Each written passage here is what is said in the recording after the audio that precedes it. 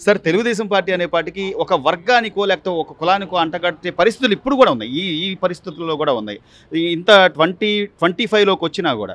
So Nandamuri Taraka Ramarao గారు అప్పుడు ఏ ఉద్దేశాలతో అయితే పార్టీని స్థాపించారో దాన్ని కొనసాగిస్తూ ఈ రోజున చంద్రబాబు నాయుడు గారి తీరు కానీ లేకపోతే ఆయన అనుసరిస్తున్న లోకేష్ గారి విధానాలు కానివ్వండి, ఏం చెప్తారు సార్? ఒక కామన్ సార్ ఒకటి సార్, కాంగ్రెస్ విధి విధానాలకి వ్యతిరేకంగా పుట్టిన పార్టీయే తెలుగుదేశం. తెలుగుదేశం పార్టీ అనేది వాళ్ళందరి పార్టీ అండి. ఆ రోజు మరి విశ్వవిఖ్యాత నట సార్వభౌమ మన నందమూరి తారక రామారావు గారు కాంగ్రెస్ విధానాలకి ఢిల్లీ వాళ్ళ విధానాలకి విసిగెత్తిపోయి ఆంధ్ర ప్రజలు డెవలప్మెంట్ ఏం లేక రోడ్డు మీద పడుతున్న సమయంలో ఆయనకు ఒక ఆలోచన వచ్చింది. ఆంధ్ర ప్రజలు అనేవాళ్ళు భారతదేశం మొత్తం తెలియాలి, తెలుగు వాళ్ళ సత్తా ఏంటో తెలియాలి అని చెప్పని ఆ రోజు తెలుగుదేశం పార్టీ పెట్టారు. ఇప్పటికి 42 దాటిపోయిన 43వ సంవత్సరంలోకి వస్తున్నాం. ఆ రోజు పొట్టి శ్రీరాములు గారి త్యాగం ఫలితంగా మనకు ఆంధ్ర రాష్ట్రం వచ్చింది తెలుగు వాళ్ళకి. కానీ తెలుగు వాళ్ళకి ఎప్పుడూ కూడా సరైన గుర్తింపు లేదండి. ఢిల్లీ వాళ్ళ దృష్టిలో తెలుగు వాళ్ళు ఎప్పుడూ కూడా ఒక చిన్న గొర్రెల్లాంటి వాళ్ళే. మనం ఏది చెప్తే వాళ్ళు చేస్తారు అని చెప్పని ఒక భావన అయితే వాళ్ళకి చులకన భావం అయితే 100% ఉంది.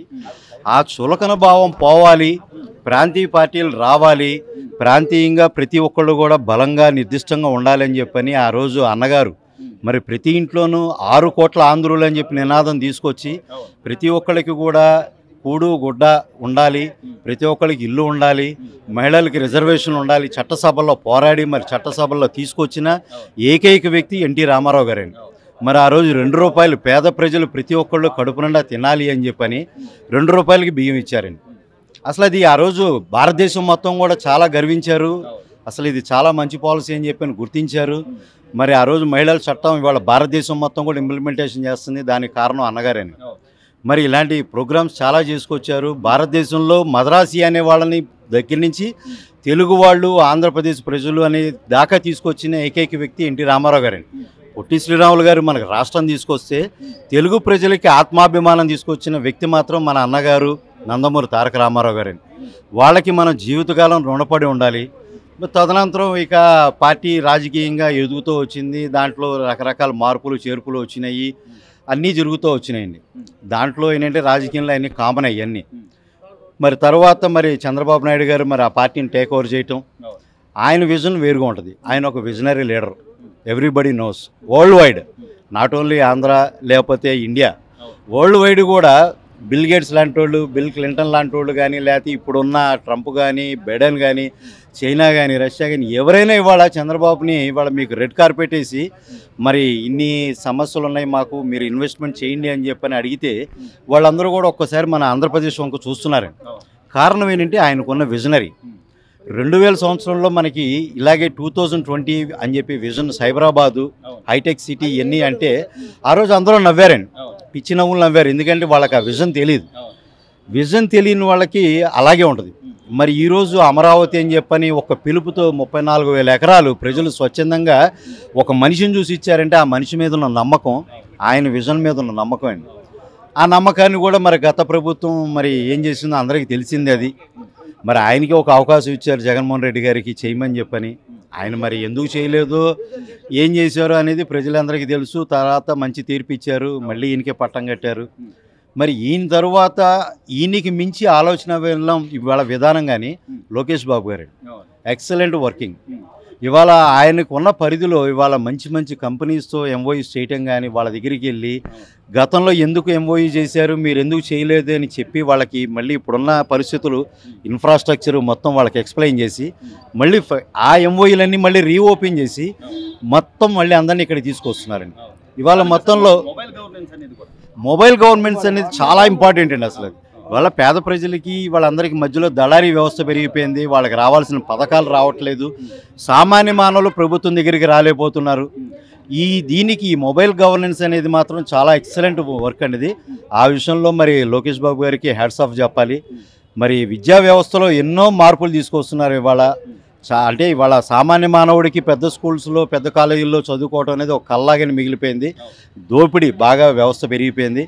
మరి అటువంటిది గవర్నమెంట్ స్కూల్స్లో ఎందుకు చేయలేము అని చెప్పని లోకేష్ బాబు గారు ఇవాళ బ్రహ్మాండంగా ఇవాళ గవర్నమెంట్ స్కూల్స్ మీద కాన్సన్ట్రేషన్ చేసి దాంట్లో చేయాల్సిన డెవలప్మెంట్స్ చేసి పిల్లలకి మంచి ఎడ్యుకేషన్ అందించాలని చెప్పి ఆయన తీసుకుంటున్న ఒక్కొక్క నిర్ణయం మాత్రం చాలా ఎక్సలెంట్ అండి. సో ఇంత అంటే చదువుకున్న వ్యక్తులుగా లేకపోతే ఒక తాతకి మనవడిగా, ఒక రాష్ట్ర ముఖ్యమంత్రి తాతగా అంటే పనిచేసిన ఒక తాతకు మనవడిగా కానివ్వండి, అదే తండ్రికి రాష్ట్ర ముఖ్యమంత్రిగా పనిచేసిన తండ్రికి కొడుకుగా కానివ్వండి, ఆయన ఆలోచనలు ఇంత ఇదిగా ఉంటే పదే పదే విమర్శించడం కానీ, బాడీ షేమింగ్ కానీ, లేకపోతే ఇంకా ఇంకా ఇంకా ఆ ముసలోడు ఈ ముసలోడు మాట్లాడే విధానాలు సార్ ఒకటి సార్, ప్రజలు 151 నుంచి 11 తీసుకొచ్చారంటే ఈ పిచ్చి వాగుళ్ళు, పిచ్చి విమర్శలు అండి. సద్విమర్శ చేయాలి.